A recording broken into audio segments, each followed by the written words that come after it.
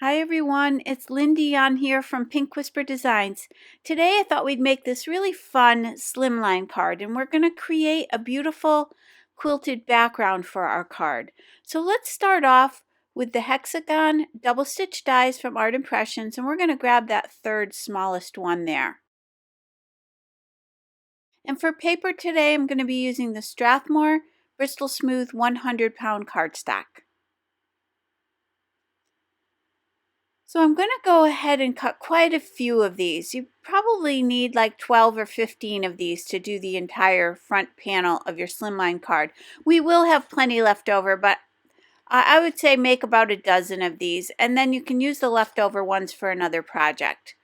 So I went ahead and die cut all of these little hexagon shapes, and I have a whole stack of those here.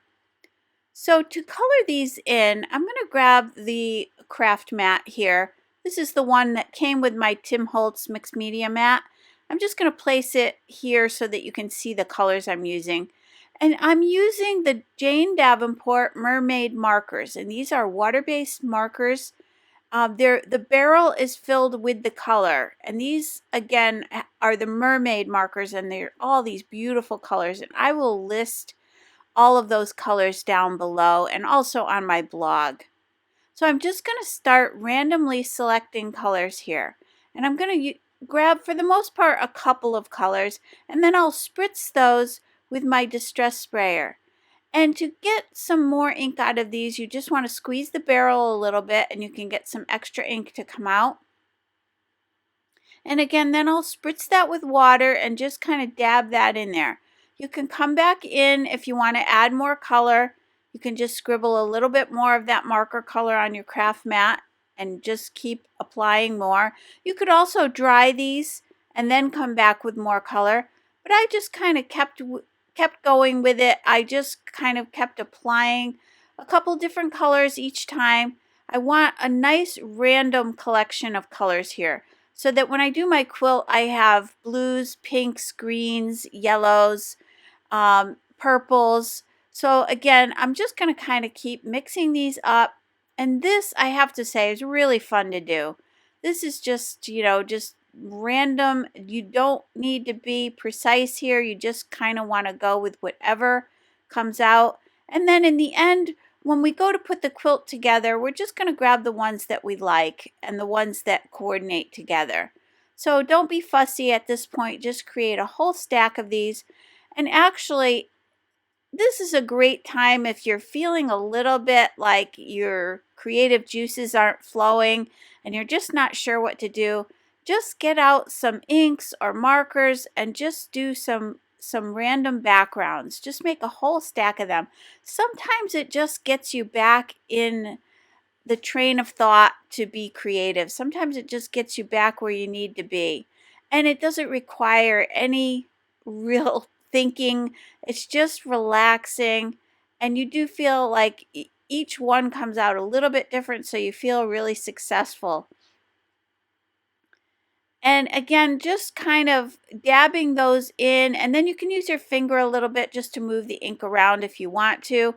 And here you see that I'm coming in with a little bit more of that purple color just to darken it up. So these are all the ones that I created. And now I'm going to grab this little elephant.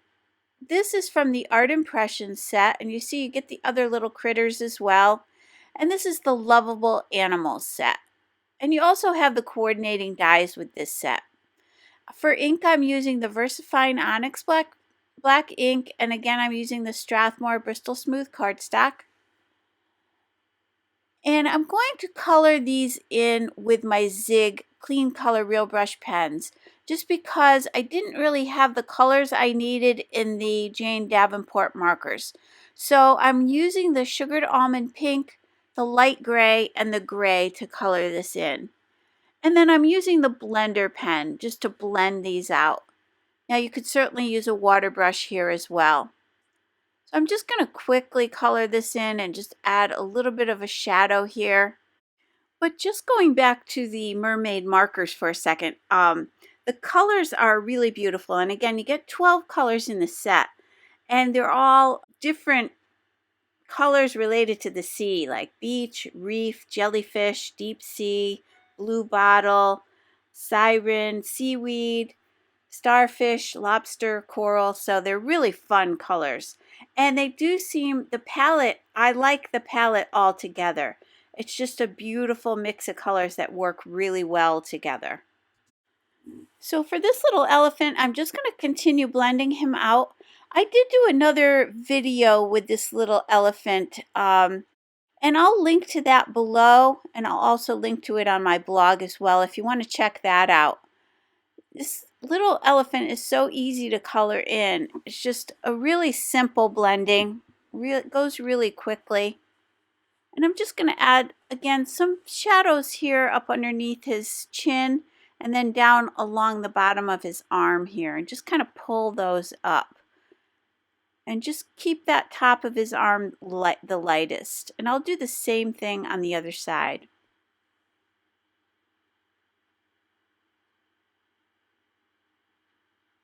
And if you get too much ink, you can just scribble it on your scrap paper. And you can remove ink that way as well. And here I just wanted to make his tummy look a little bit more rounded, so I'm adding some shadows down at the bottom of the tummy there.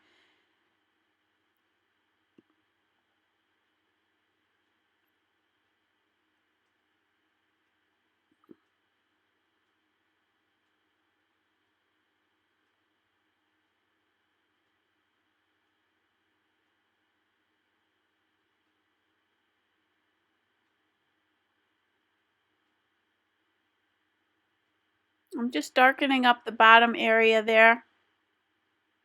And then I'm adding a little gray to that pink color just to tone it down just a little bit. Just a little bit of the light gray. And then for a little more shadow, I'm going to add a little tiny dot of the dark gray. You don't want much because a little does go a long way here.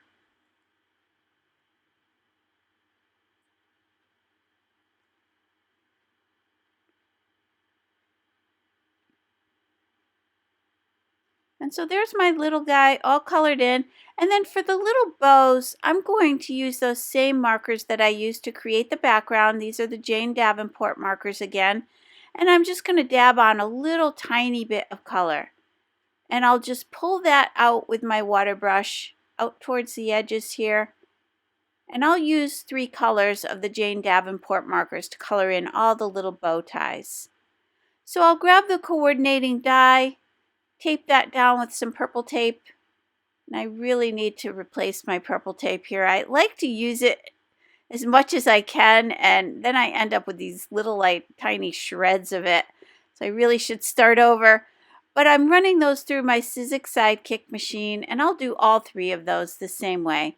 And you can see those cut the little slits in the arms where we're going to place some little hearts. So this is the little heart, and that die does come with the Lovable Animals die set.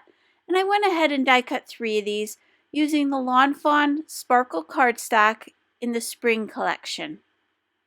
So I'm going to go ahead and tuck those in the arms here. And I don't need to glue these down because later on we're going to add some foam mounting tape to the back, and that'll attach these little hearts down permanently. And I'll show you that here in a minute. So there's our little guy up close. So I've cut a piece of cardstock 3 1/4 by 8 1/4, and that's going to fit on a black piece of 100-pound cardstock that I've cut just slightly larger than that. So it will leave a little tiny border all the way around.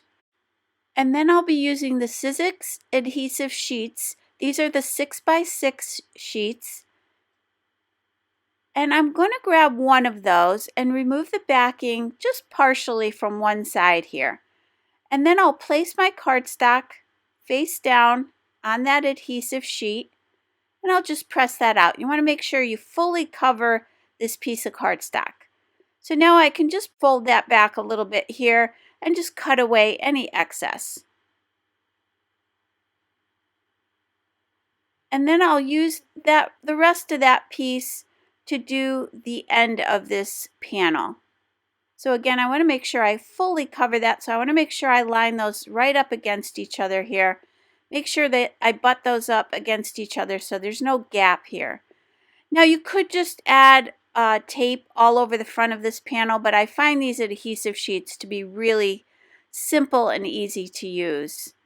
So I'll just keep that piece for another project. I'll just put that away with my other adhesive sheets.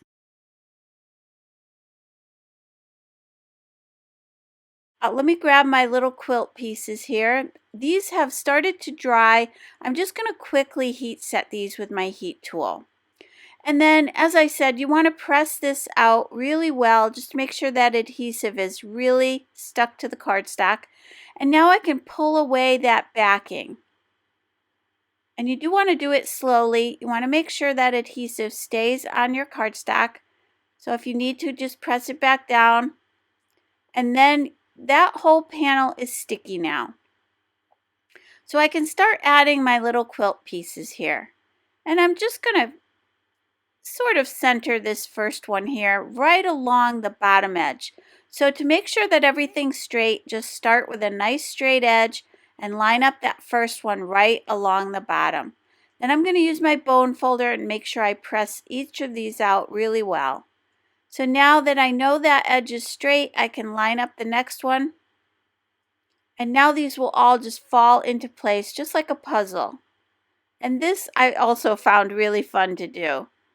It's kind of deciding what colors I wanted to put next to each other and just kind of pressing them into place. And you'll see that here we'll just cut away any excess, which we can use in another area. So you can see I just flipped it over and used it on the other side there. So although we did create about a dozen of them, I know that I did not use them all. So if you're going to create, again, a bunch of these, you'll have some leftovers as well. So you can just do another smaller project. You could do a little gift tag or just a standard A2 size card with what you have left over possibly. So here again, I'm just going to keep filling these in. And I just love all of these beautiful colors together. I'll just snip away the excess again.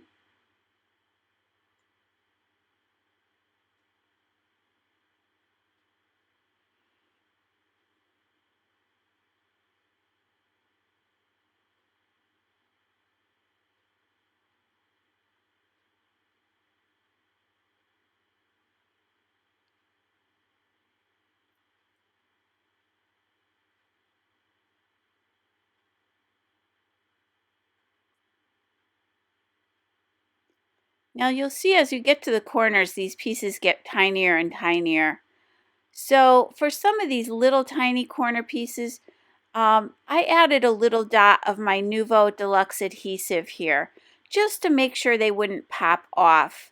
Because it is so little, I wasn't sure they would stay stuck down there. So just add a little dab of adhesive.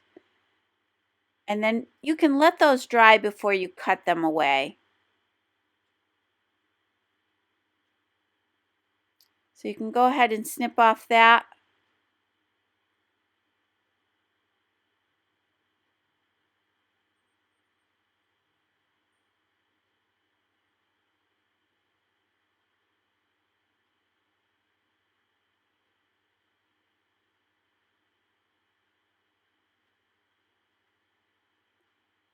And now we have the panel completely filled. And I'm just, again, going to grab the bone folder here and just press that out a little bit. And here's all the little leftovers. I had done some earlier as well, so I have quite a few of them left over now.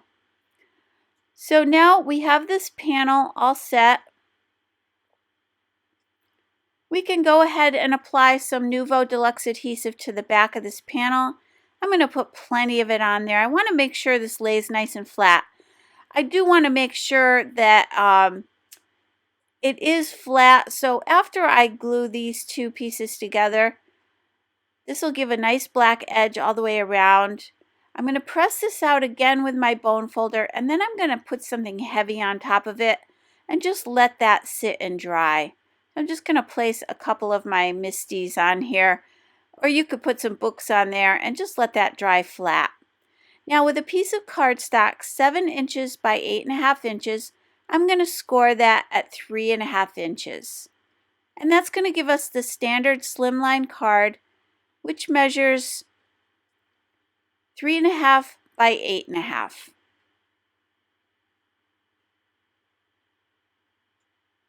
So I can go ahead and do the same thing here, just adding this to the front of the card.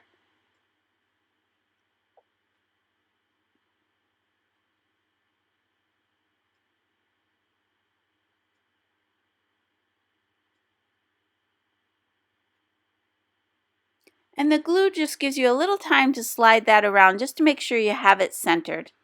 Again, I'll press that out with the bone folder and let that dry again.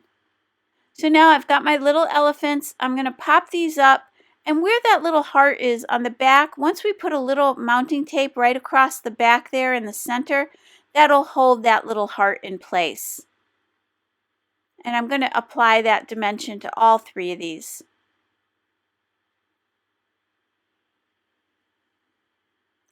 So I'll just remove the backing, and then we can place these on the front of the card.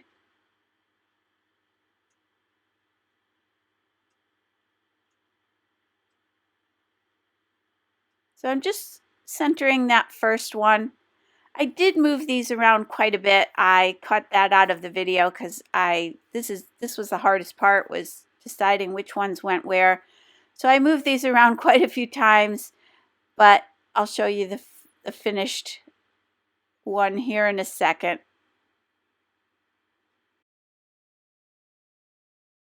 So to add our sentiment, I'm going to go to this little set here.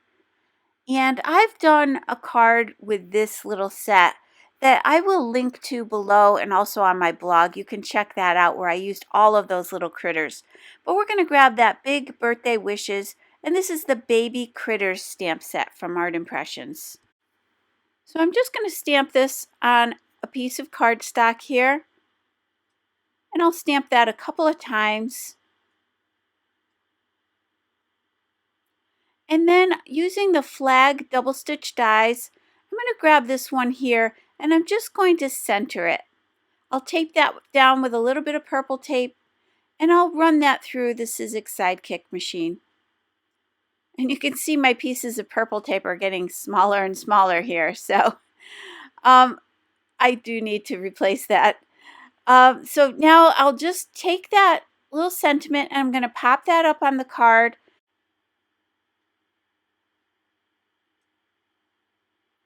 So I'll place that sort of towards the top left-hand side of the card. So I thought for a little sparkle, I'd use these snow crystals from Buttons Galore and More. And I'm just going to use my Marvy jewel picker just to pick these up. And I'll add 3 up here in the middle. And then I'll add 1 to the little banner with our sentiment on it. Again, just to add a little bit more interest to the card here. I'm going to glue these down using my Nuvo Deluxe Adhesive.